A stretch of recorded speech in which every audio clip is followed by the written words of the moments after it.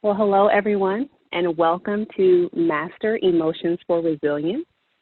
I'm your host today, Keyshawn Hughes. I'm a neuroscience-based coach and leadership consultant, and I'm so excited to be here with you at this really important time. I feel like this conversation is needed, and I really hope that you can gain something helpful from it and feel more hopeful after it, okay? I'd like to begin by thanking Gerald Mobley, Web of Brilliance PEO, for inviting me here today. Thank you so much for your foresight and just the opportunity to have this kind of conversation. I understand that there are other employee resource groups here today, so I just want to acknowledge you all too, representatives from those groups, in particular the Resilience ERG. Welcome. I think it's just so incredible that even exists. So thank you for being here. And I want this to be a two-way dialogue between us today. I don't want it just to be me here talking and then you listening and taking it in. I want it to go back and forth. So please use the chat feature and the Q&A feature. I probably won't be able to look at the Q&A until we are getting towards the end. Oh gosh. I see someone saying they're having trouble hearing me. If you could adjust your sound. I think everyone said they can hear me loud and clear, so it might be on your end, Adrena. Sorry about that. But yes, I just want to encourage us to have a two-way dialogue. If you can hear me, if you can hear me, use the chat, just like Adrena did. Let us know what's going on. As you're having questions throughout today, put it in the Q&A section, and we will address it. And let this be a running dialogue between us today, okay? Thank you, thank you. Okay.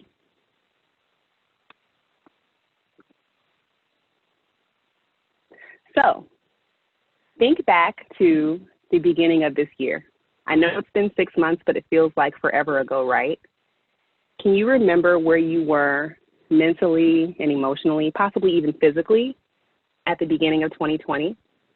There was so much discussion going on about this year. I remember seeing a meme saying that this was the year of perfect vision. For the first time ever, I attended a New Year vision planning workshop I love the Shaq meme too.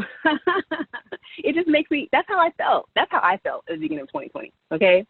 I was just ready. I had my intentions mapped out, my baby step plan of action, and I felt encouraged. I felt positive. And I think a lot of people did. But here we are now. We have this coronavirus. We're in the midst of a pandemic. And it seemed like it came out of nowhere to a lot of people. And we were receiving new life-changing information and requirements every day. Every day. One new important layer after the next, heavy layer, lots to process and take in. Nobody really felt prepared. And then we became a captive audience and received a whole new education and perspective of racism and injustice in our country. It's been a lot to take in. It's been a lot. And we were already stressed, okay? This is not to say that we weren't already stressed in our lives. Most Americans reported having stress about the economy, gun violence, mass shootings. That was a regular news cycle trend. Terrorism. And Gallup did a poll a year and a half ago, it wasn't even that long ago, asking Americans how stressed they were. And almost 80% of people said that they feel stressed sometimes or frequently throughout every day. And a lot of that stress is work-related. So we were already stressed. And living in a negative, stressful state over prolonged periods of time, it affects the wellness, the physical wellness and health of our bodies. A lot of times we visit the doctors, and because we're having digestive issues or migraine headaches or skin issues, And we don't right away make the connection between the stress levels in our lives that we've been enduring for sometimes years and the symptoms that present themselves. But there absolutely is a connection between them. The National Institute of Occupational Safety and Health reports that 60% of doctors' visits are from stress-related complaints or illness. And poor emotional health leads to chronic health conditions. We don't always make those connections. We just, all of a sudden, one day we got diabetes or it runs in our family. And we haven't thought about all the layered stress over years, over 365 days a year, 24 hours a day of living in certain conditions or certain states of being that created those conditions. The chronic health conditions like heart disease, digestive trouble, headaches, insomnia, sexual dysfunction, weight problems, autoimmune disorders, cancer, more. But they're all connected.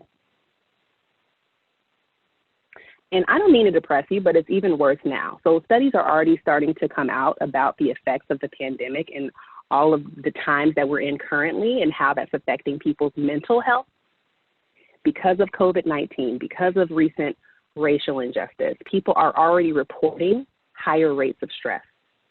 Whether they have lost their jobs or not, that's not an indicator. People are stressed, highly stressed across the board.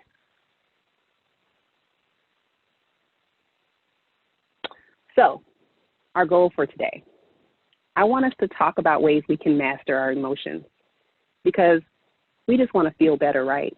We just want to feel better. That's why you all showed up here today. That's why you signed up on the registration form. You want to feel better than you feel today. And so what we're going to talk about are the possibilities of feeling better. Possibilities that will lead to us strengthening our immune system and our health, to feeling empowered through the stress of change. What if we had the stress, but we feel empowered? Wouldn't that be great? Ways that we can improve our mood, focus, and productivity. Ways that we can increase leadership effectiveness and goal attainment. We still have goals, or we maybe even need to set goals. Is now a good time to set goals? We'll talk about that. And we're all leaders in the different spheres in which we show up, in our homes, in our spheres of influence, work, organizations. We all serve in some leadership capacity. And so we need those skills right now. We need to feel confident and empowered in those places that we're called to be. And we want to enhance our overall quality of life. Wouldn't that be nice? Just overall, I just want to feel good. So we're going to talk about the possibilities. So who am I and why am I talking about this? So I'm human, and I don't say that just to state the obvious. I say that to level set with you and to build a connection with you because I am going through all of these things too, okay?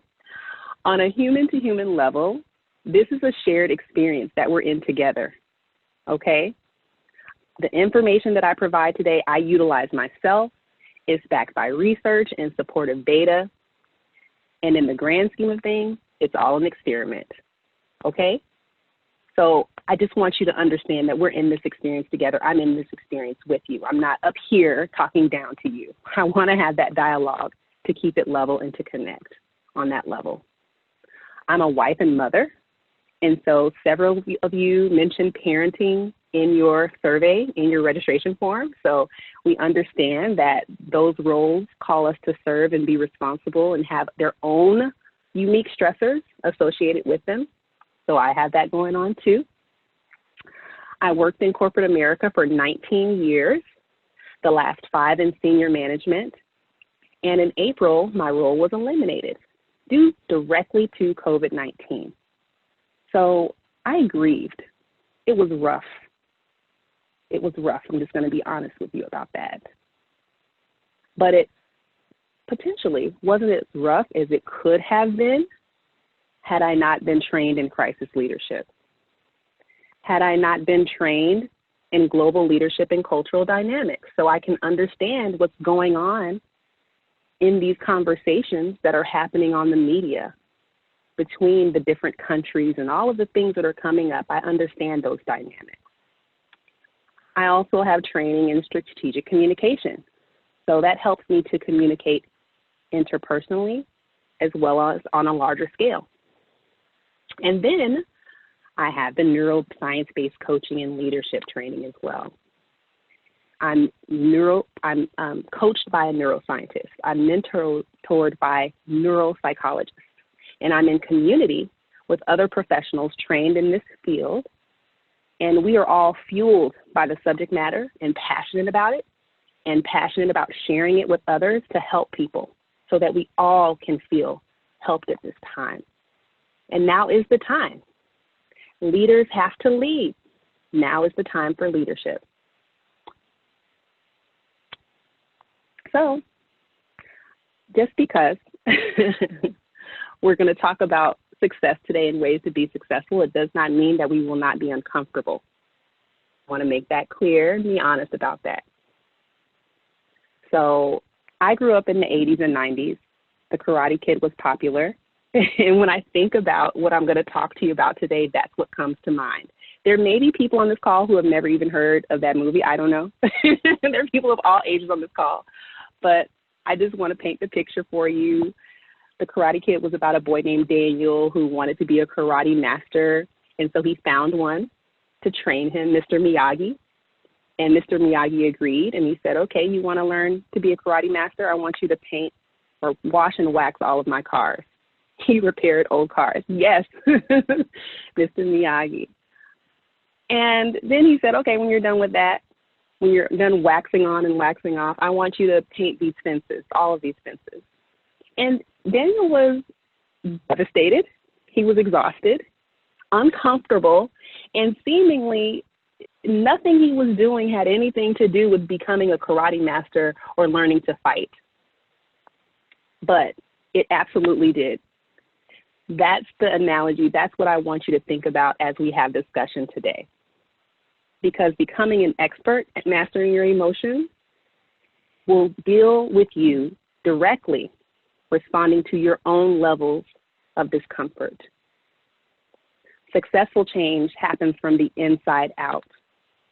And your growth is personal, it's iterative, it's layered, and it's not always linear.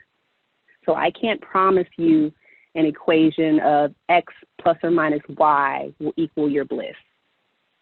But I can say that the things we talk about today typically lead to results that look like this. Okay? So keep that in mind. All right. Also keep in mind these unifying themes that we'll touch on today that I hope come across clear as we talk today. Consider them playfully.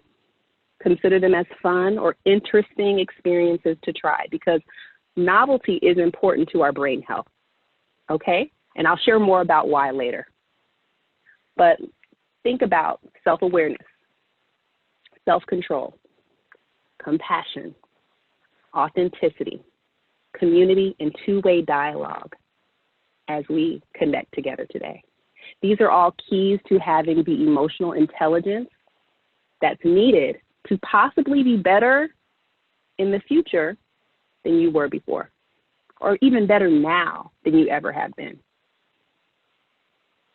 So I say this again, the cornerstone of strategic communication is two-way dialogue. I'm a strategic communicator. I have my master's degree in that. I'm passionate about it. And so what does it mean to be strategic? It means to have a goal. And it means to work towards that goal over time. So I want to have that infused in your understanding today as we talk, because you will be able to set goals for yourself and reach them over time. Our two-way dialogue, the two-way dialogue between you and me, it began when you responded to that registration form. And I thank you for entrusting me with that information. You guys showed such great vulnerability, expectation for connection, and results in that form. And it was not lost on me. Thank you so much. That's how we established this two-way dialogue that will continue through today. And it's very important to our success. So let's get into the survey responses. First question, how stressed have you been lately on a scale of 1 to 5? 1 being not at all, 5 being extremely. There was one person who has not been stressed at all. That is awesome. There were 4 that have been slightly stressed, which is really great as well. But the overwhelming majority of people who filled out that form are moderately to extremely stressed. And I'm very empathetic. Even as I'm saying it now, I get tears in my eyes. I'm very empathetic.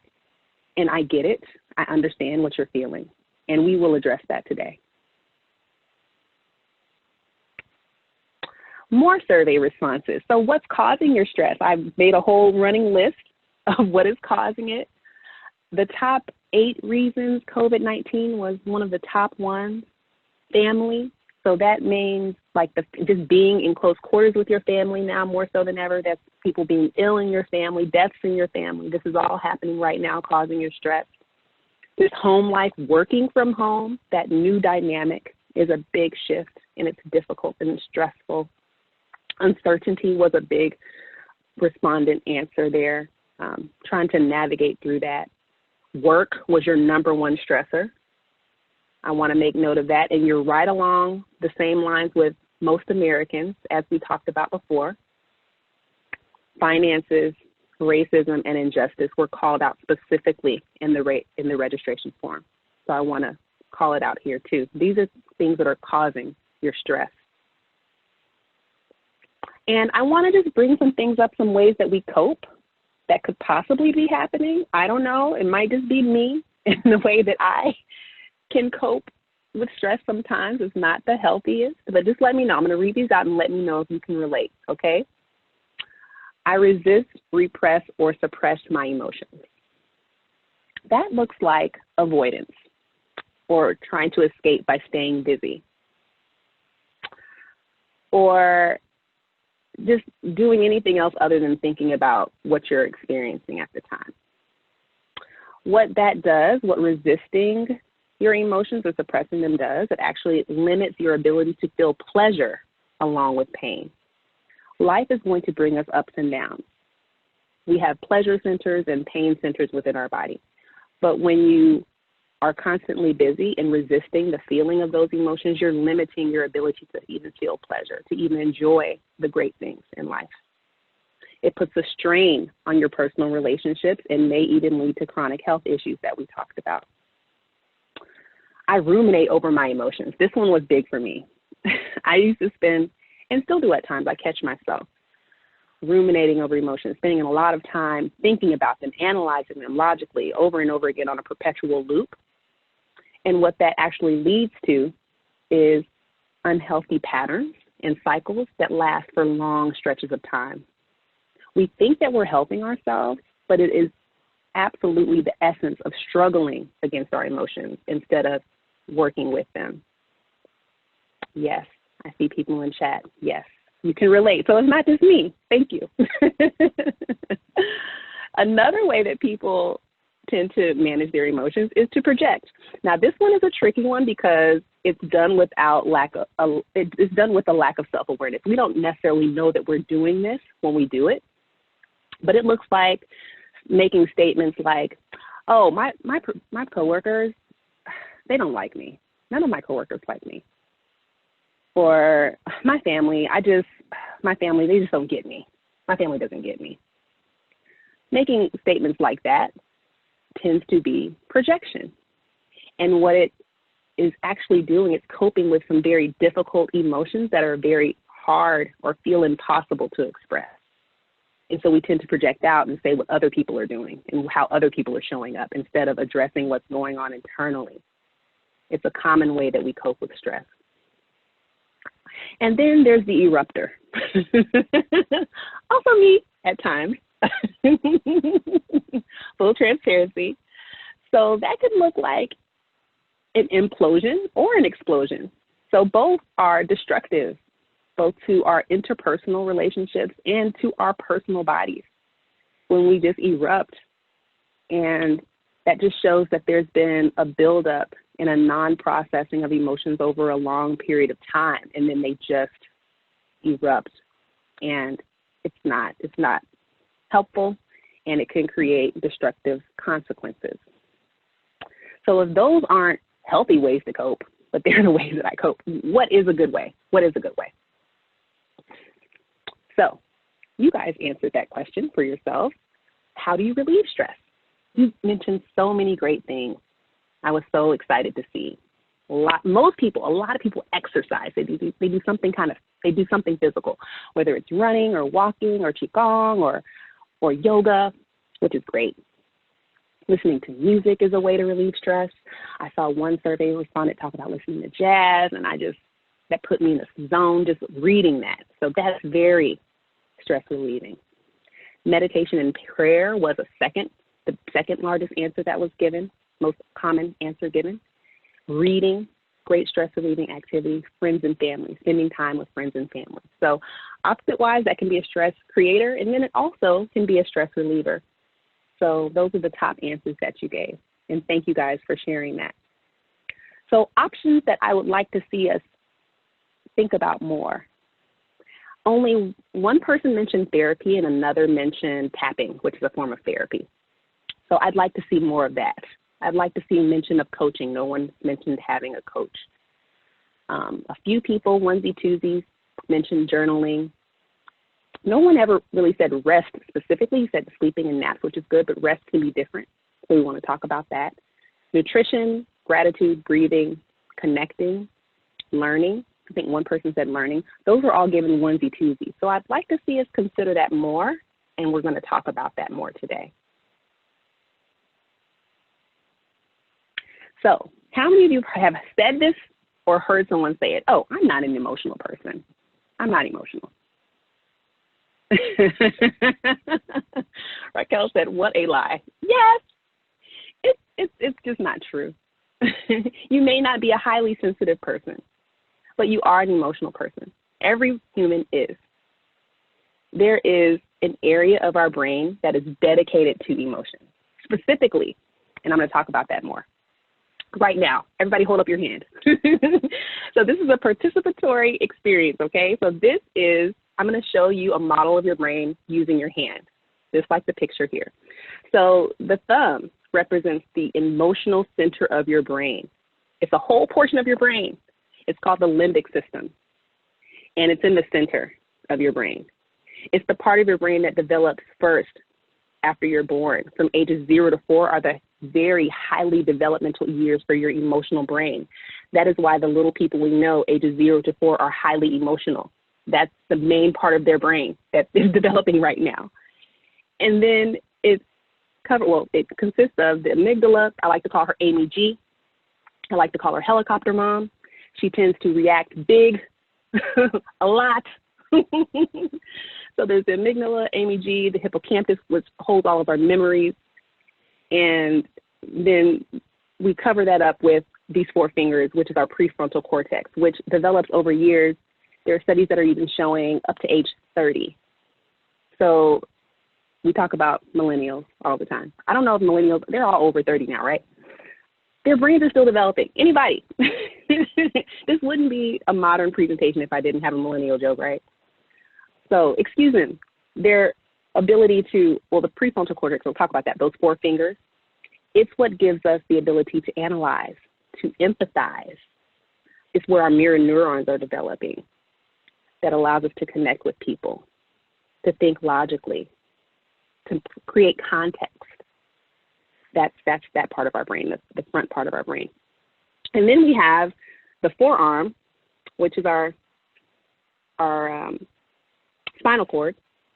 But right at the base is the brain stem. I want to mention that too.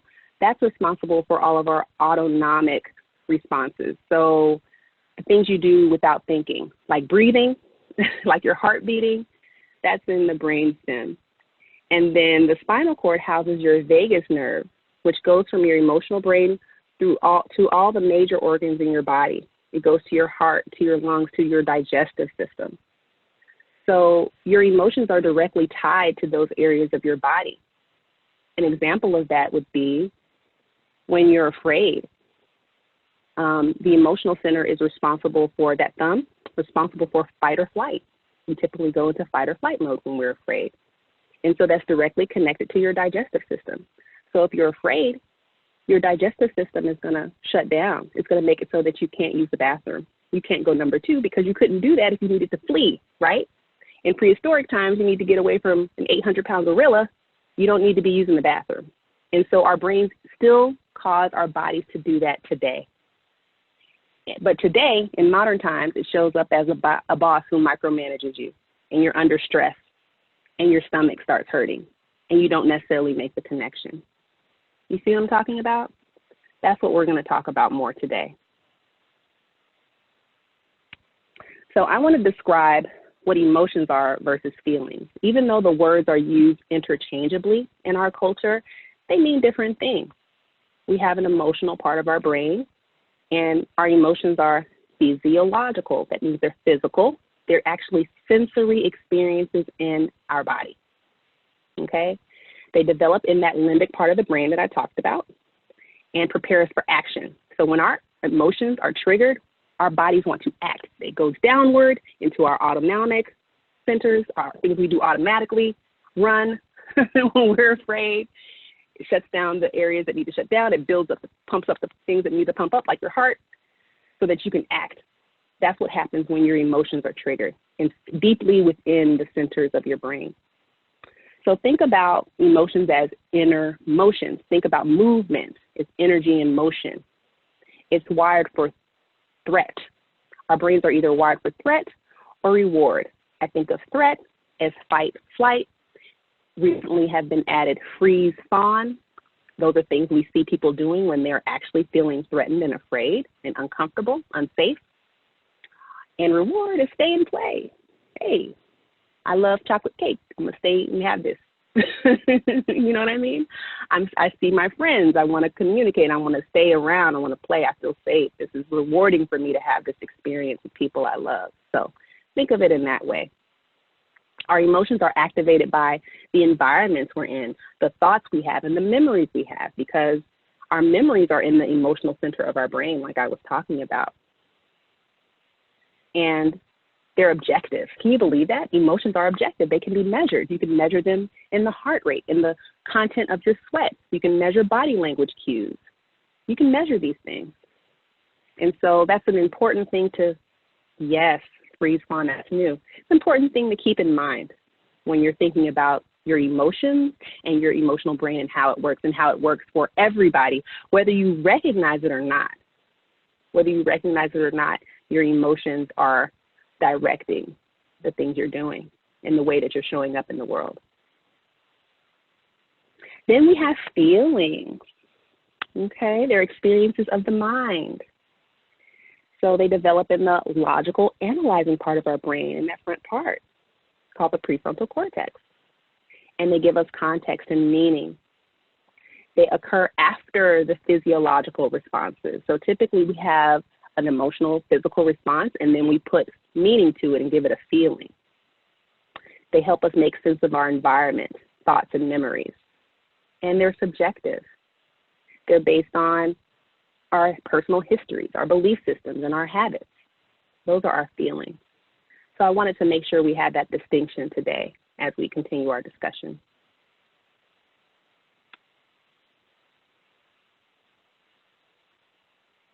So when people are seized by emotions, they stop listening to reason. That's Bessel van der Kolk, psychiatrist and trauma researcher. I love his work. He's a neuropsychiatrist. And the book that I am pulling this from is called The Body Knows the Score, which talks about the connection between our emotions and our physical bodies. People make decisions based on both reason and emotion, but they are more likely to be led by emotion.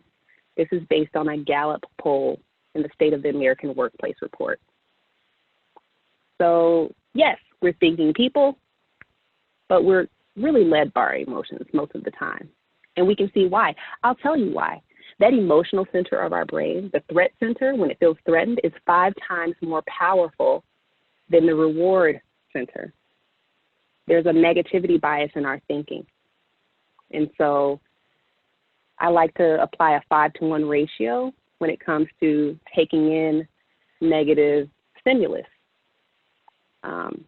For every 1 negative stimulus I take in, I like to have 5 positive ones. That's just my scientific, unscientific way to manage my own stress levels, but that's something to think about that part of your brain is very strong and very powerful. So how can we combat that? How can we combat those emotional responses? We can do so by being resilient. So I have the definition of what resilience is here. It's the capacity to recover quickly from difficulties and toughness. It's the ability of a substance or an object to spring back into shape, to be elastic, flexible, to have plasticity. That's why I named this talk Master Emotions for Resilience, because we're going to go through hard times. We're in a hard time now, and I want us to be able to recover quickly. I want us to be tough, of course, but not, not unfeeling, but being able to manage that. And I want us to be flexible. That's the true test of strength. How flexible are you? How resilient are you? Lucky for us, and thanks to neuroscience, we know how resilient our brains are. That resilience is called neuroplasticity. It means it's the connection, it's the ability of our brains to make new connections, to physically change and rewire itself to adapt to new information at any age. This doesn't stop. It can go on for the rest of our lives. We can make our brains elastic and build new neural pathways, which are well-worn paths of habits that started back in our childhood and are following us to this day, whether we know it or not. They've been shaped by society and the communities we find ourselves in and the books that we read and the stimulus we take in. We can develop new ways of thinking, and it looks like a new neural pathway in our brain. So one of the ways that we can begin right now today, rewire our brains that are very elastic, is to limit exposure to negative people, situations, and to label our feelings. So we're going to talk about that in detail more.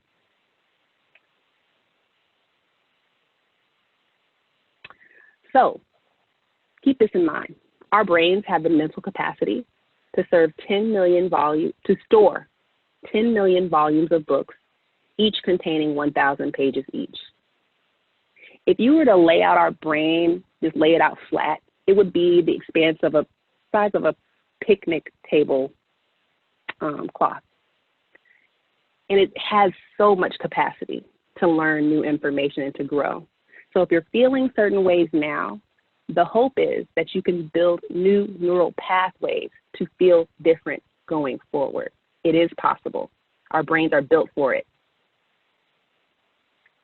So I want you to think about experiencing what neuroplasticity is by processing your emotions. We're going to talk about ways to do that today in efforts to lessen and decrease our stress levels. It's very common for us to bypass emotional processing and go straight to acceptance or action. When things happen, COVID-19 hits, I gotta do this, I gotta do that. I haven't processed one thing, but I'm into action mode. Things gotta get done, okay? I've accepted this is what it is. I'm just gonna do, I'm gonna be, I'm gonna show up. That's not helpful to us. I'm just gonna stop you there and say it's not helpful. We need to take time to process. Because when we don't, our mental energy gets drained. It leads to unhealthy stress. Our bodies are designed to take on some stress because that's motivating. Healthy stress is motivating. But when we don't process emotions, we build up too much negative stress. And it leads to those negative health conditions that I talk about, and it dulls our joy. Why would I want to dull my joy? I would never want to do that. I wouldn't want to do that, and I don't want you to do it either. Emotional processing is action-based. A lot of people think it's not, like you think just sitting with their emotions is not active, but it is. It absolutely is action-based. And it's purposeful, and it's productive. I want to change the narrative about that. Considering my feelings is actually a productive action. And it benefits you personally, your health directly, your goals, and your relationships. So thankfully, like I said, it's never too late to start, never too soon to start. And when we process emotions, it creates the possibility for us to be our happiest, our healthiest, and our most helpful selves. So, starting the emotional process. I want us to begin with the end in mind. That is so important because once again, so often we just go straight into acceptance and action. We're not processing. We don't even set a goal that's aligned with what we want for ourselves all the time. So I want us to start to do that. So we're going to begin with the end in mind. And what's happening? How can I begin? How can I create an end when there's so much uncertainty? Okay? And when uncertainty happens, that activates AEG, the helicopter mom, the amygdala, the emotional brain. And then it begins to, I get distracted. I have a whole lot of open loops, which are unresolved obligations. So I have all of these open loops. I have all of these to-dos. I'm stressed about that. So what I want you to do is just take baby steps and set tiny goals. That's effective. That's something to build on. And what setting that tiny goal will do is it'll focus and activate the PFC. And there are parts of your prefrontal cortex that are designed to regulate your emotions. So you want to down-regulate, right? You want to go from the PFC, regulate that middle brain, and then that goes into your automatic system and into your vagus nerve, and everything gets regulated from there. But you have to start from here and go there. And it helps when you have a goal that is SMART, that is specific, measurable, achievable, realistic, and time-bound. So I could say, I'll just think of one right off the top of my head right now, a tiny SMART goal for myself would be to just do some deep breathing every day when I wake up. Like as soon as before my feet hit the ground, I want to do 2 minutes of deep breathing. So that's specific, it's measurable, it's achievable because it's just 2 minutes, it's realistic, and it's time bound. So that's an example, right? I just did that right off the top. So that's the way I want you to start thinking for yourself to help to begin to feel better. So set goals that are connected to how you want to feel. So often we're so versed at setting goals with our career, and we want a family, and we want all of these external experiences. So I just want you to start setting goals with your feelings in mind. So a feeling, I want to feel more relaxed. That's a great goal to have. So Raquel asked, how do you measure feeling goals? Just make it SMART. So like I said, I want to, we'll talk about that. We're going to get into that. This builds on each other. Remember, Karate Kid. So I'll address that in the next couple of slides. Great question. I want to speak more calmly to my kids throughout the day. I want to feel well rested. I want to be optimistic. Our brains are actually solution-finding machines. Our brains are working for us. They're our alert system. So they alert us when it feels uncomfortable. That's to alert us. It's not to harm us. It's not to stop us. It's actually to tell us to pay attention. And so as you start to set goals that are aligned with how you want to feel, your brain, there are a lot of different processes going on that want to make you successful. Your brain wants you to be successful, and it will start to activate. There's something called the reticular activating system in your brain that's associated with your retina that'll actually start to look for solutions for you when you're not aware of it. So that's just one way that your brain is a solution-finding machine. It's literally that for you. And so just starting small will help to begin the spiral of that activity for yourself and for your health. So this is a meme from one of my favorite shows, Insecure. The main character, Issa, she talks to herself in the mirror. So that's something I want you to do. I want you to talk out loud to yourself and activate your own mirror neurons. Like I said, mirror neurons are in the prefrontal cortex of your brain. They're what help us to empathize with others and connect with others. We're utilizing our mirror neurons unknowingly when We start to mimic another's body language when we're face to face with someone, when we're having a conversation and they lift up their hand and then we lift up our hand. We do that automatically. That's the utilization of our mirror neurons. So I want you to actually do that for yourself. You can utilize your mirror neurons to provide the basis for your own human self-awareness. And how often do we really look at ourselves in the mirror anyway and talk to ourselves? It's a power move. I'm just going to say that. It absolutely is. So also listening to the sound of your own voice, listening to the sound of your own voice, there are studies that show that you believe your own voice more so than any other voice you'll ever hear. Your own voice is more believable to you. So that's why I say, when you begin with the end in mind and you identify what your end goal will be, how you want to feel, you declare it, you say it out loud to yourself in the mirror as you're saying it. You're activating your own mirror neurons so you can empathize with yourself. And then I want you to write it down. The act of writing is actually very helpful because it activates your nerves and your muscles. They work together. Yes. A lot of people don't like the sound of their own voice.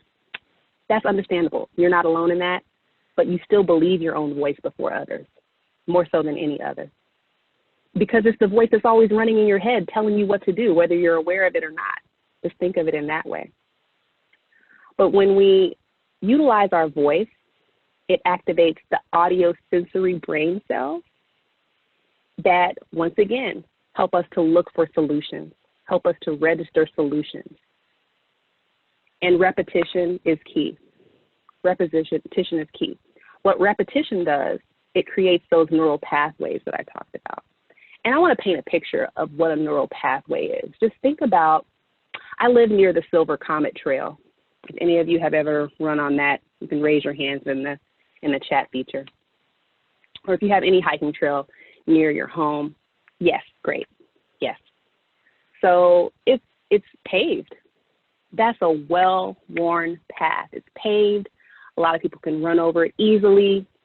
You can make a habit of it, just going down there, getting your exercise done on this Silver Comet Trail. That's like a neural pathway that's been created at age 2. It's still with you today. Like brushing your teeth, you don't even have to think about it anymore. You get up every morning and you brush your teeth. You don't have to think about your drive to work. It's now become a very well-worn neural pathway in your mind. So what if you want to create a new one? Picture yourself in the jungle and you have a machete.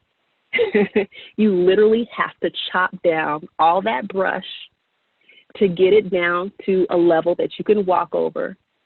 And then you might lay down some gravel. And then you might end up getting it paved. And once it's paved, it makes it not only easier for you to walk over, but everybody else. So that should paint a picture of how you can then use it interpersonally. Once you create these really healthy, helpful habits and neural pathways that are aligned with how you want to feel, it becomes easier. But the beginning is going to be tough. So just keep that in mind. Okay? Speak things out loud to yourself, your affirmations. And I'm going to say something about affirmations because some people say affirmations don't work for me. And there's a neuroscience reason why. It's because your brain has a natural BS detector. And it's called the anterior cingulate cortex, the ACC. So it signals an alert when there's conflicting information. So I say, I am feeling relaxed. If I want to make that a affirmation, I'm just going to put that on myself and say, I am feeling relaxed. And I'm going to repeat it 1,000 times until it's true. Your brain won't be able to move past the BS detector and saying, I'm not relaxed, yo. It's not happening. It's not.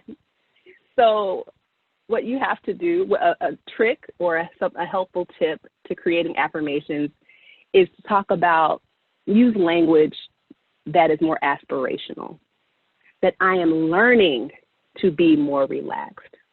Then you're going to be like, all right, yeah, I like that.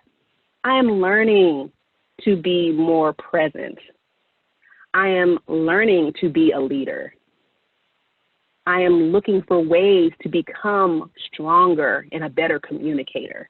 Whatever those affirmations for yourself are, those are ways to make them work better for you, because your BS detector will go off if it's not aligned with those well-worn neural pathways that your whole life have been saying the exact opposite of that. And then you jump in here trying to say, yeah, you're relaxed. Oh, okay. We're not moving any forward with that. We're not moving forward at all with that. That's what your brain will do. Okay.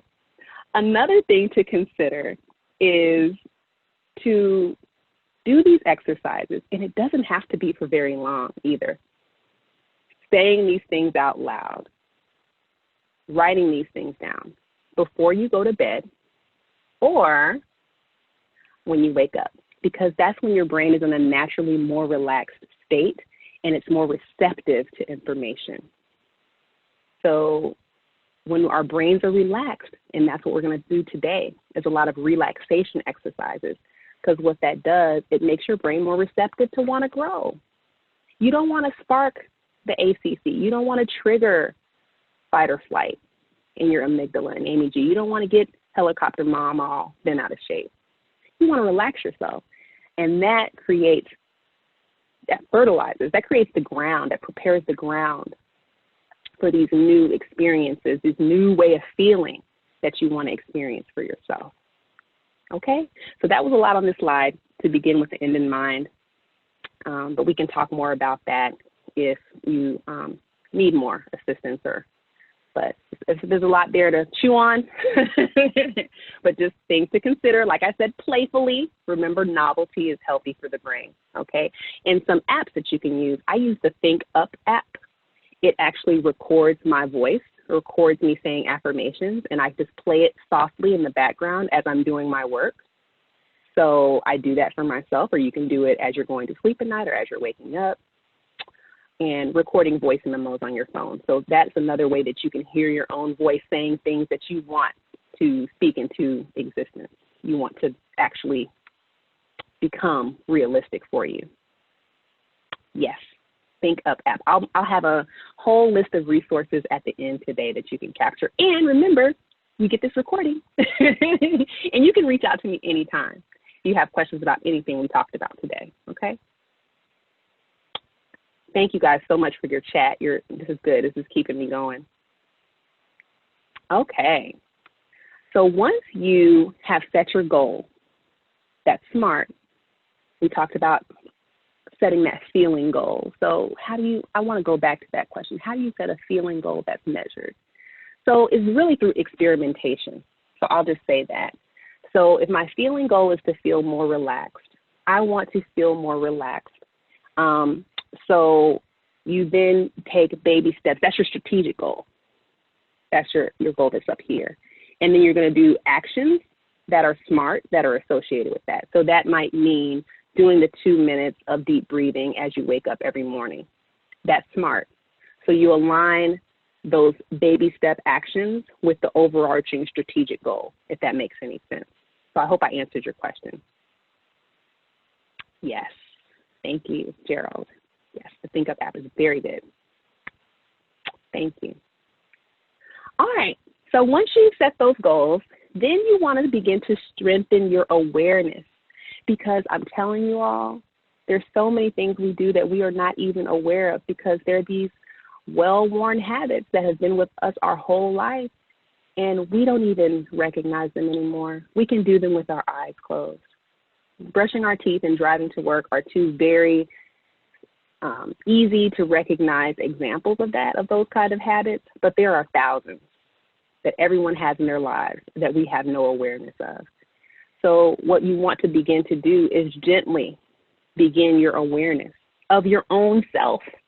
We're so much more easily aware of what others are doing because we see outwardly. We can see what others are doing pretty clearly. We want to begin to turn that gaze inward and towards ourselves. Once again, another power move. So how do we strengthen our awareness? We do that through mindfulness practices. And when people hear mindfulness, there are so many myths that are associated with it. Some people say, oh, I swear by mindfulness, I swear by meditation, it cured everything. That's not the case for everybody, so that's a myth. It might be for you, great if it is. It was life-changing for me. However, it's not a cure-all for everyone, so that's a myth. Some believe like, oh, no, I don't do that meditation, that mindfulness stuff. It conflicts with my beliefs. And what I say to that is the definition of mindfulness is just to be able to strengthen your internal control, to enable you to connect with your own thoughts, emotions, and physical sensations. It doesn't have to be packaged in a way that doesn't align with you. And I'm going to talk about some different mindfulness techniques now that hopefully don't conflict with any religious beliefs. So I just want to start to change the narrative about that as well. Another myth, you must be completely still to practice it. You have to be in a certain pose. That's not true.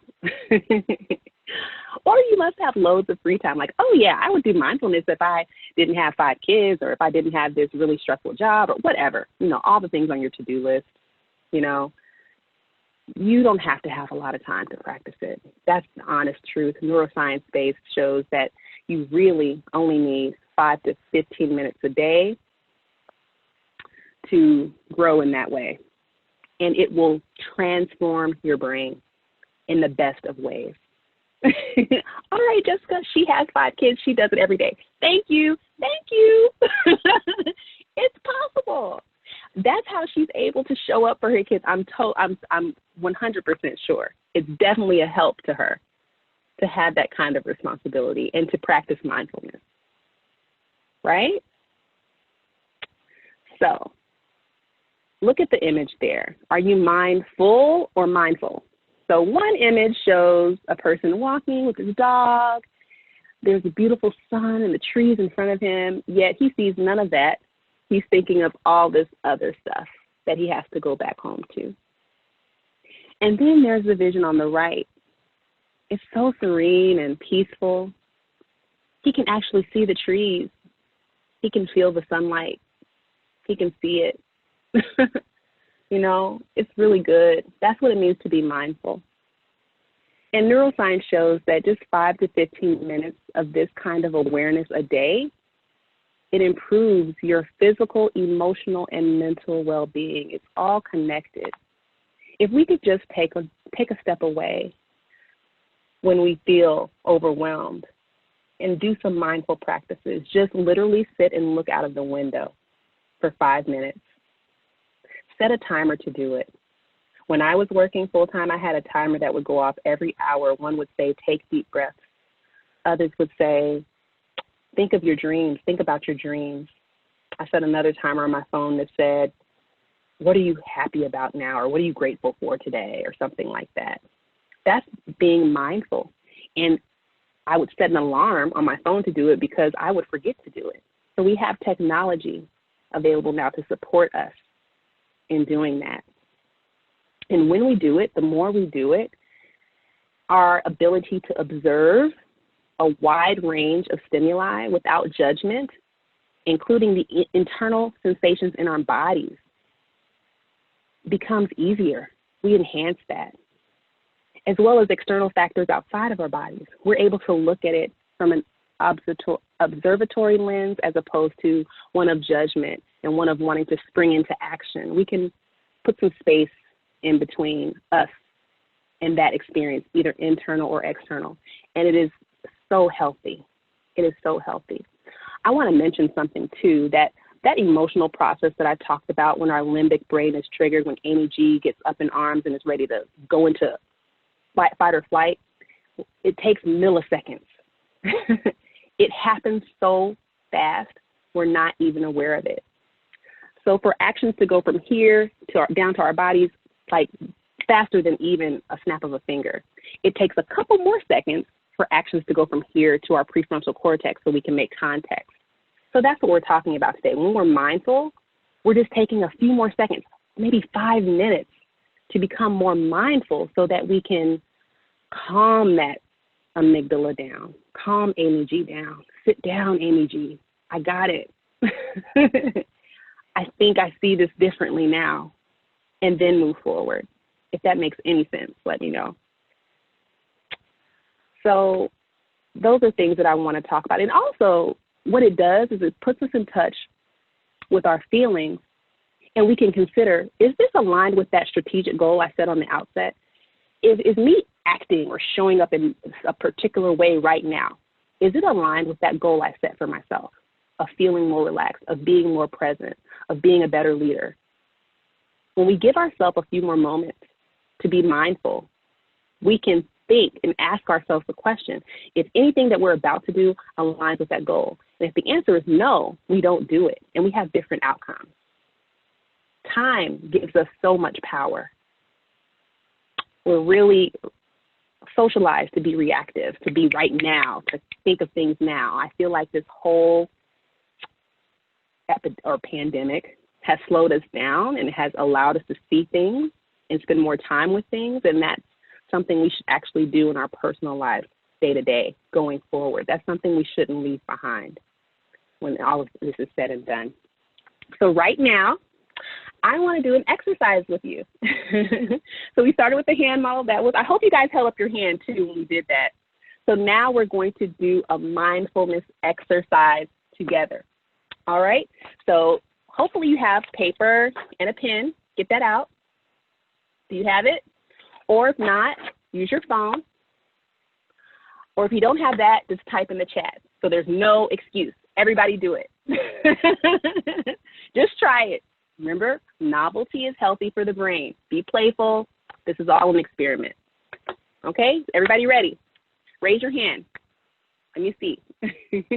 When you're ready. Yes, yes, yes, yes. Oh, this is great. This is great. I'm excited. I'm feeling this. Yes, yes, yes. Okay.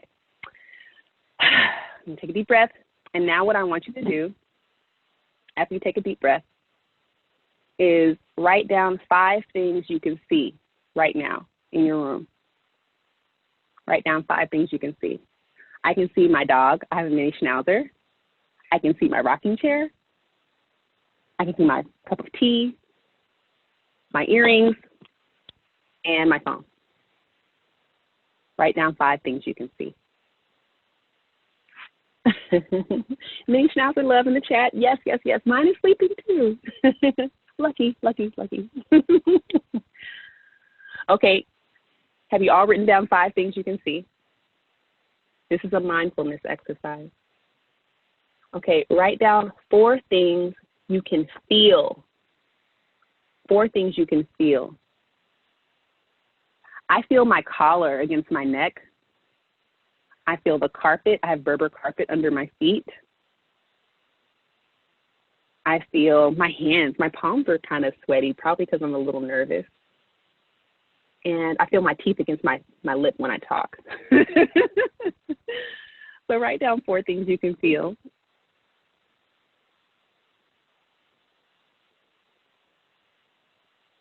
Okay, next exercise. Write 3 things you can hear. 3 things you can hear. I hear the hum of my laptop. I hear my own voice. And I hear I have a diffuser going. I love having the diffuser going throughout the day. I put my own little essential oils mix in it. Smells really good too.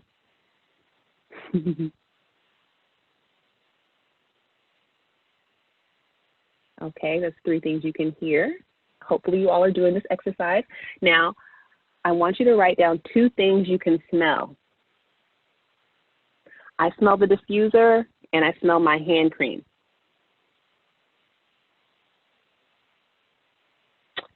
And lastly, 1 thing you can taste right now.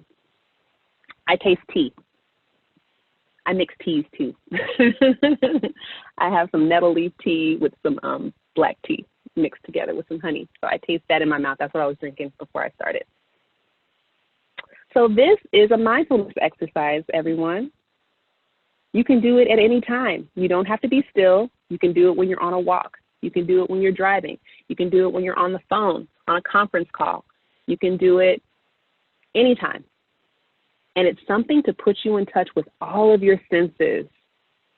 And it's creating the space for new neural pathways in your brain to grow so that you can feel more relaxed, so you can de-stress, everyone.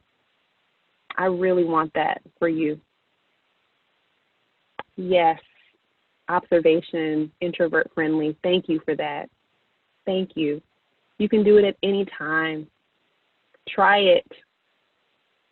Okay? That puts you in the moment. Yes, that's what I love to hear. Yes, yes, yes. So good, so good, so good. So if you're a busybody, you customize this to how you're naturally designed. Okay? If you dread sitting still, don't do it sitting still. Do it while you're folding clothes. Okay? Do it while you're eating. Mindful eating is a great way. It's the way a lot of nutritionists are now basing their practices now on mindful-based eating, intuitive eating, which is just getting in touch with what's going on inside of you. That's where the answers are. Okay? So if I can make a poll right now, I wanted to poll you guys. I want you to tell me, yes, can you, so answer this for me. Can you see yourself practicing this mindfulness exercise on a regular basis? Tell me yes or no. To be honest, I'm not going to be too sensitive. Just let me know. If it's not, that's okay. You tried it. You were experimental. That's what this forum is for. That's what this conversation and experience is about. If you don't want to do it, tell a friend about it. It's a great anxiety relieving practice. People who tend to have anxiety are asked to do this type of practice, and it's very helpful to them. So thank you all. Thank you all for your honesty and for showing up and trying. Thank you. Okay, I'm going to end this poll now. Thank you. So overwhelming majority said they would do it again. Yay, good. Let's move on. All right, next we're going to name it to tame it. Okay, this is the next thing that we're going to talk about. And it's an essential aspect of processing your emotions is labeling your feelings. So when I say that, you're like, oh, that's easy. I can label my feelings. Is it? Another exercise, I'm going to put 1 minute on the, on the clock. So get out your paper and pen again. Another exercise, phone, or be fine using chat if you want. So I'm going to set the timer. I want you to take 1 minute, and I want you to list, write out as many feeling words as you can think of, words that describe feelings. Okay? Ready? Go.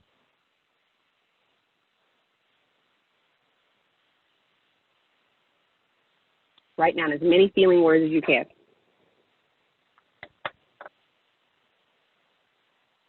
This is important. Remember, Karate Kid, okay? We're going somewhere with this. Yes. Bye, Luana. Thank you for joining. You will receive the recording. I'm glad this was helpful to you. 27 seconds left. Write as many as you can. It's going to be a contest. Just kidding. Or maybe there will be. I don't know. We'll see. Who's willing to share? 15 seconds left. Are you writing your feelings words? 5, 4, 3, 2, 1. Stop. Okay. How many people had 15 feeling words? 15 or more? Wow. That's great.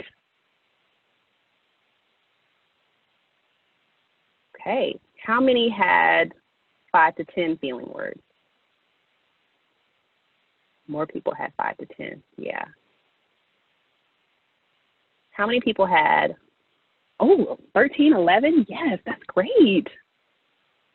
How many had less than 5?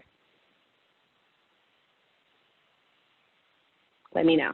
Don't be ashamed. It's okay. Most people can only name 5 to 10 feelings. Okay? The English language has 4,000 words for feelings.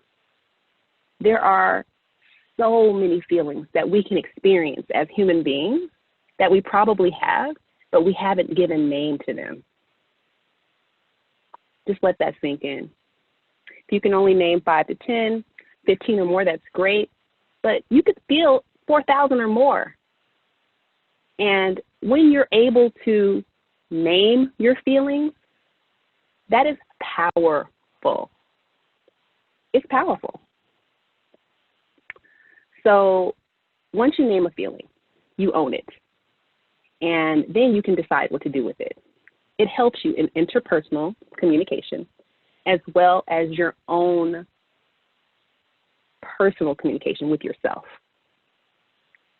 So once you clearly identify your feelings, it reduces stress. It's clinically shown to reduce your stress because it enables your brain, especially if you speak it out loud or write it down, it enables your brain to reduce stress. It counterbalances those emotional responses from MEG in your limbic system and neutralizes the fear impulses in your brain when you name your feelings. So something I want you guys to do or think about, just think about the unknown is scary. You know, when your feelings are unknown and they're not named, they have your name, your number, and your address and know how to get to you, but you don't have theirs. So just think about that. Think about that. And I want you to also consider pushing beyond saying, oh, I feel good or I feel bad. You know, typically that's a knee-jerk response. Like, how do you feel? Oh, I'm well. Oh, I'm good. That's like knee-jerk. That's kind of how we're conditioned to speak and talk about our feelings. But I want you to push beyond that. I want you to say, okay, what does good feel? Does it feel light? Does it feel giddy? Do you feel energized? Is that what good feels like to you? When you feel bad, are you feeling hurt? Are you feeling exhausted? Are you frightened? I want you to experiment with that.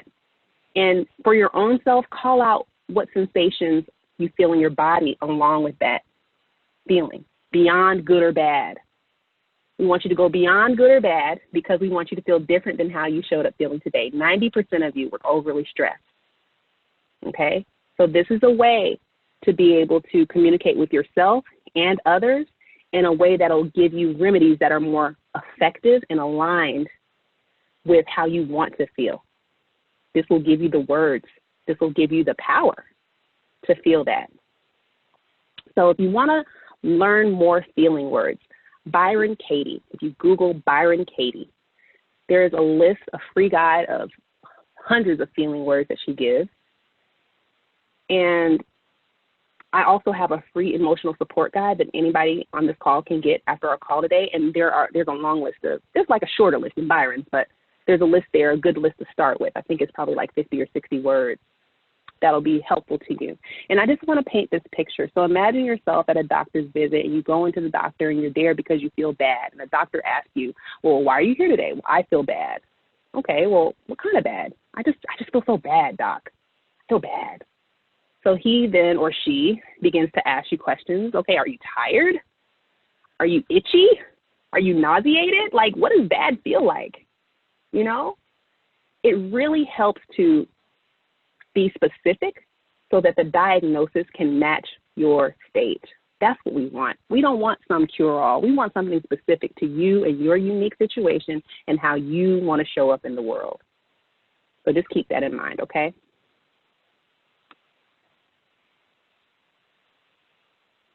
So naming your feelings can be a challenge. I just really I want this to stick home with you.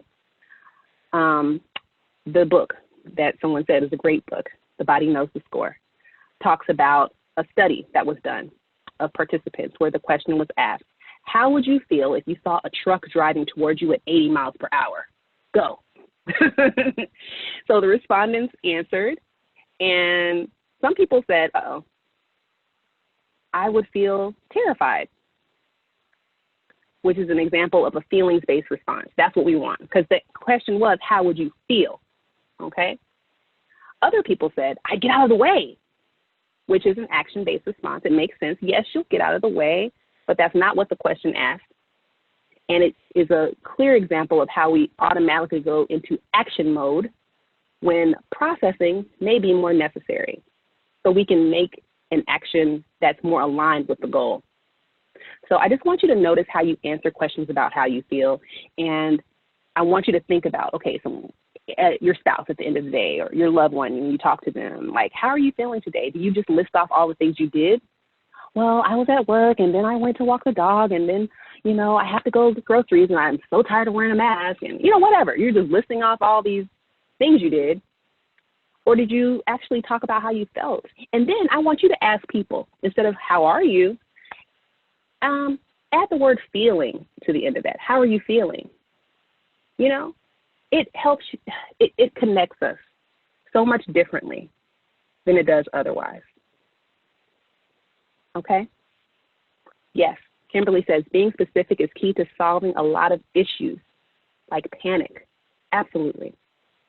Absolutely. So feelings are much like waves. We can't stop them from coming, but we can choose which ones to surf. Think about that. So I want you to start practicing observation. Observe your feelings for 90 seconds.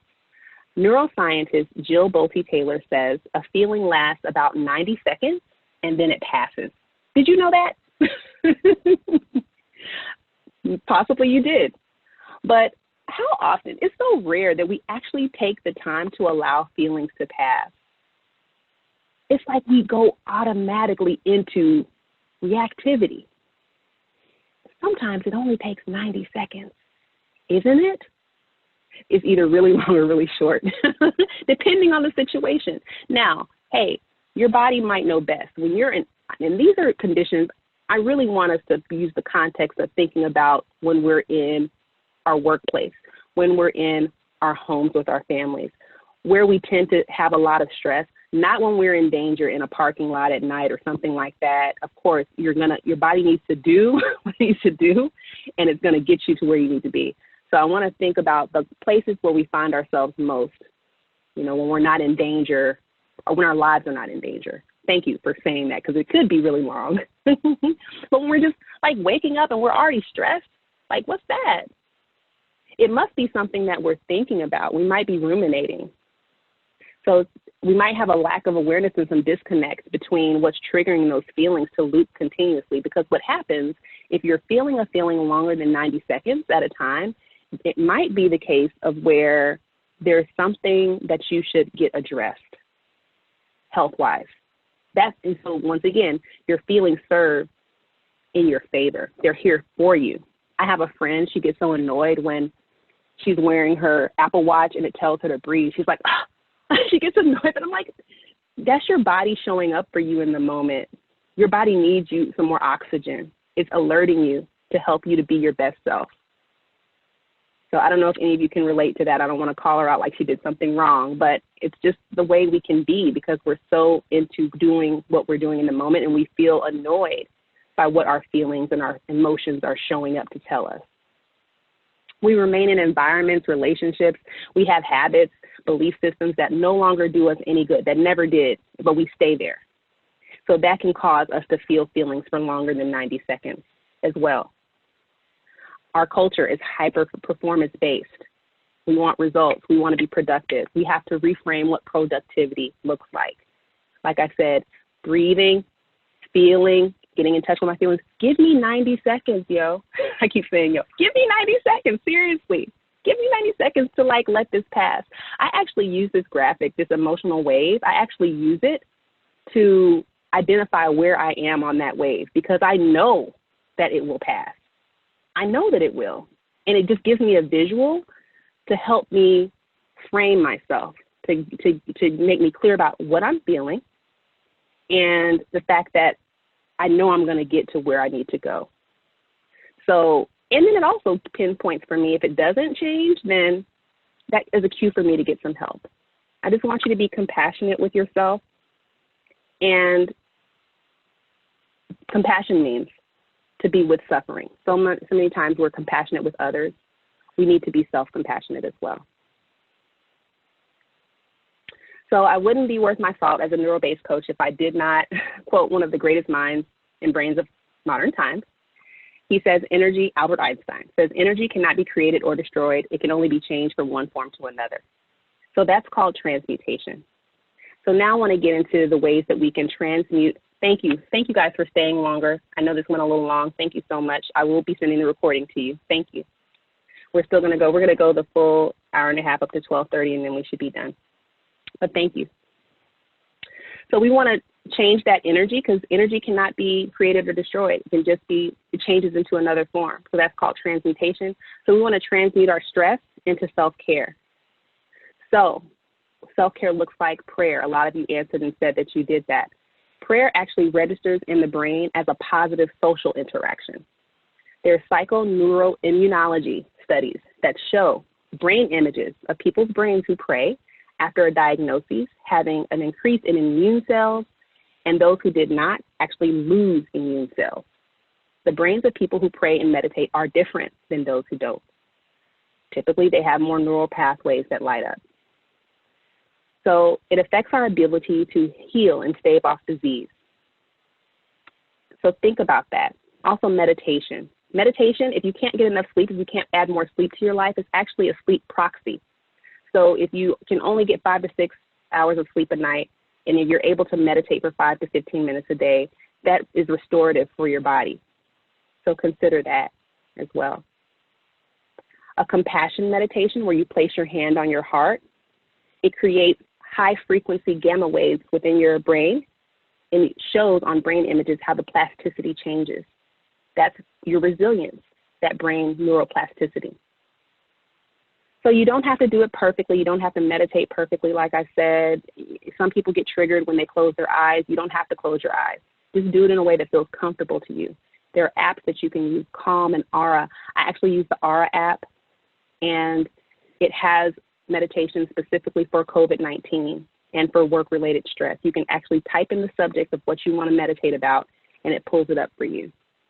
Like I talked about, journaling is great. Use your imagination, gratitude, dream in your journal. That, once again, creates new neural pathways. The scripting, like I said, activates your muscle, the nerves of your muscles in your brain, so that you can actually expand your nervous system to receive the things that you're dreaming about. Also, being playful, it triggers dopamine, which is your pleasure hormone. So think about that. And breathing. I wanted to do a breathwork exercise, but we're running out of time. I'll just describe it to you. Once again, if the mindfulness exercise didn't work for you, you can do a breathing exercise where you take a breath in for 4 counts, you hold for 4, and then you breathe out for 4 and hold for 4. You do this for 5 to 10 minutes. You can do it anywhere, while driving, in a meeting, beginning of the day, end of the day. And what that does, it provides more oxygen to your brain, which is a fuel surge or a fuel source. It will calm your anxiety, any fear or anger that you have. So that's something else to consider. A lot of people are doing more breath work, which is just breathing. And if anything this time has taught us, I had the image at the front, I can't breathe. Our breathing is our life source. We have to breathe. And a lot of us are shallow breathers. We're not getting enough oxygen to our brains, so we're not able to focus as clearly as we could if we gave our brains more oxygen. Self-care also looks like drinking enough water. Our brains are made of 70 to 80% water. Hydration increases our ability to focus, and it lowers those stress signals that we talked about. It delivers nutrients to our brains and removes toxins. It actually transports molecules across our brain cells, and they communicate with each other so they can move, create, think, and focus. It's a literal help to our brains. So a power tip is to set a goal to drink half of your body weight in ounces of water every day. Also, vitamin D is a key steroid hormone that the brain uses to depend on for mood control. And a lot of people of color tend to have low vitamin D numbers. And so it's something to think about as you supplement your nutrient-rich diet. And also, I have seen studies that show it has a connection between being able to overcome the coronavirus more successfully when you do have more vitamin D in your system. So think about that. And then when it comes to getting more sleep, consider adding, all you need, studies show, are an extra 20 minutes of sleep a day. So that could be a power nap in the middle of the day. You can put it on your calendar. I did it as a senior executive. I would put 30 minutes on my calendar so I could have a power nap. Typically, when you go too much longer than that, it has negative effects to your body and your ability to function. So yes, be a proponent of naps and actually schedule it into your day. And if you can't take a nap and if you can't get more sleep, understand that meditation and mindfulness is a sleep proxy, like we talked about. Detoxification, getting sunlight, there's vitamin D there, and also boost your serotonin levels, which are also hormones associated with the pleasure center of the brain. So fresh air and sunlight, take a walk, do walking meetings, incorporate that more into your day. Detoxification with Epsom salt baths and fasting. Those actually detox the body to remove toxins and inflammation. So consider those as ways to practice self-care. Why am I showing an image of a cheetah chasing its prey? It's because I want to talk about the importance of movement. If any of you have ever watched BBC America or National Geographic, this prey gets away from its predator. And what's done anytime this happens is the antelope or zebra or whoever, when they get away from the predator, they do a whole body shake. They shake their whole body. And then they rejoin the pack. They rejoin their community. And it just goes to show we're mammals. We're mammals. It's important for us to move our bodies. I just want to show the importance of movement when we're under high stress. Moving literally shakes the stress out of our body. And there are many ways that we can do that. You all mentioned them in your survey. Being playful, like I said, is important. And then actually having a temper tantrum. That's another way to move toxins and stress out of your body. Christine Hassler has a technique that she talks about on her podcast and then also in her book, Expectation Hangover. I'll talk about that on the resources page at the end. So consider having a full, safe temper tantrum to move stress out of your body. Also, self-care looks like employing the help of healing arts professionals. I've done Reiki, acupuncture, massage therapy. If you're comfortable with being touched, acupuncture and massage therapy are very helpful healing ways to do that. Reiki is something that can be done at a distance. You don't even have to be in the same location. It's energy work that's been shown to be helpful neurologically and physically. So just keep in mind that safety and empathy are key to any practitioner that you hire to bring into your personal space to help you. You must feel safe and they must feel empathetic towards you. One of our last slides about self-care is the importance of two-way dialogue. We talked about that today.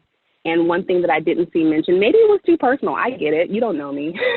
So you didn't put that in your form. And understand the information that you shared is not going to be shared outside of the general nature that we've seen on these slides. But I just want to be a part of the collective movement of voices that champions having conversations with therapists and going to therapy as a part of our healthy way of being and stress relief.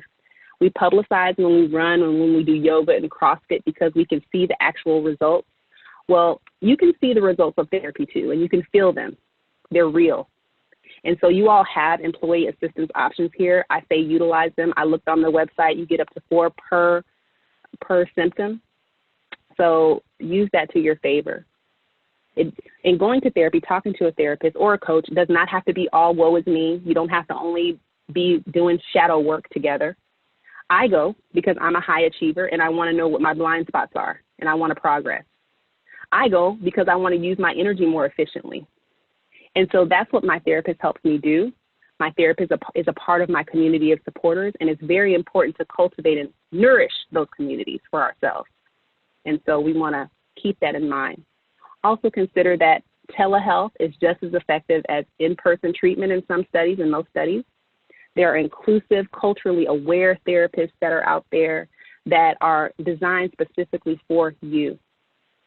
So if you need a therapist that has the religious beliefs that you have, you want to try group therapy because you feel more safe in groups. There is equine therapy. There's adventure-based therapy. I know of a therapist who runs with his clients. They run and talk through things. So you don't have to be sitting still talking if that's not how you're designed. There are also sliding fee scales, so it's done within any budget, and it is for your stress relief. So I can't talk about self-care and neuroscience-based self-care, and not, yes, walk and talk therapy is great, and not mention that. Yes, for the non-runners. And self-care also looks like considering the season that you're in. We are in a new season, everyone. We don't know what the future will bring, but like I said, setting goals will absolutely help us feel less uncertain, and it will help to regulate those emotional centers of our brain, even tiny goals for ourselves that are personal. So try not to generalize and say, this is always used to work for me. It might not work for you now. We're live, we're moving, we're always changing, whether we want to accept that or not. The big changes that are around us, there are also big ones happening within us. And so we just need to navigate that and recognize what season we're in. And each season brings a new set of conditions that may require new ideas. Be a lifelong learner, become a master of yourself, and do the deep internal work for yourself. It'll definitely help you and everyone around you. So we have 4 minutes left in our time today. There were several questions that were asked in the form that I want to address. And then we can continue this discussion. Remember to email me. I sent a survey, so put your comments and feedback in the survey, and we can continue our discussions beyond today. How do you check your emotions when responding to triggering questions to be productive and progressive? So my first response is always to express your discomfort. Always express your discomfort in a way that feels safe to an empathetic party. I feel like that's where you should start. And you should think about your own safety and care first, and your own self-preservation first. That is revolutionary, self-preservation. And then focus on external results. So I want you to do your own processing before you go out and make external moves, if at all possible, unless your life is in danger, of course. But when you're being triggered in the workplace and people, I understand what that feels like, I know what it is. It's okay. The word that I use most often is, oh, that felt uncomfortable, or oh, I feel uncomfortable with that. And I ask for time. I'm going to need some time to get back to you on that. Things that we don't do a lot. We don't take the time that we need. So those are some things to try. How can you move on from a traumatic life situation? That's a really great and deep question, and I honor that, and thank you for asking. So one thing I want you to consider is integration. How can I integrate trauma into my whole lived experience? If you look at our lives like a puzzle, there are different puzzle pieces. We have the ups, the downs, the challenges, the things that we've overcome and accomplished, and then we also have the trauma that we bear. That makes up the full picture of who we are. Without that puzzle piece, the puzzle is not complete. So think about ways to integrate and look for support from a trauma-based coach or therapist to do that. Bessel van der Kolk, the author of the book that I've referenced a lot, he talks about a war veteran who had severe PTSD and was immobilized. He became a yogi and almost literally reversed his condition, and then began to be a yoga teacher to other PTSD veterans. So that was a way that he integrated trauma into his life. So it's just something to think about as a way to move through that. What are ways to connect with others for socialization and group healing? I would say I wanted to be able to ask that to the group here, but now's a great time to connect virtually and with communities that are online communities to do that. Through learning, lifelong learning, always learning about subjects that interest you, becoming a part of that is a great way to connect with other like-minded people. How can I manage my outward emotions so I keep my cool in meetings? So I would say breathing techniques that I talked about today. You can do them. No one even has to know that you're doing these breathing or mindfulness techniques, but that's a great way to keep your outward emotions in check. And then to just find ways to express them safely, like I said, and to empathetic ears and eyes. How can I get motivated to take the next steps needed to improve myself? I would say research the SCARF model, SCARF. It's a neuroscience-based leadership tool. You can take an assessment. It talks about motivations from the aspect of status, certainty, autonomy, relatedness, and fairness, all key components to human social relations. You might be motivated by having more autonomy or by having more certainty in your roles and responsibilities or goals that you have for yourself. So I would start there. It's an important tool, and knowing how you're motivated you can use it to feed and fuel your motivation. And then how can the Resilience ERG provide better support? They've been all over the chat today. Please utilize their resources. I think it's incredible that you all even have them as a resource. So please get in touch with them. I have the list of resources here for us. We're at our time. You'll see this recording, the book, The Body Keeps the Score, your link to your employee assistance program. There's a book called Hidden Solutions Are All Around You. It's a neuroscience-based book that has been really great. There's an Affirmation podcast by Josie Ong that I love. Other podcasts, I'm an avid podcast listener. On With It, Over It, and On With It by Christine Hassler. I talked about her. Therapy for Black Girls by Dr. Joy Harden Bradford, who's right here in Atlanta. It's really great. I access resources from the Greater Good Science Center that's out of UC Berkeley.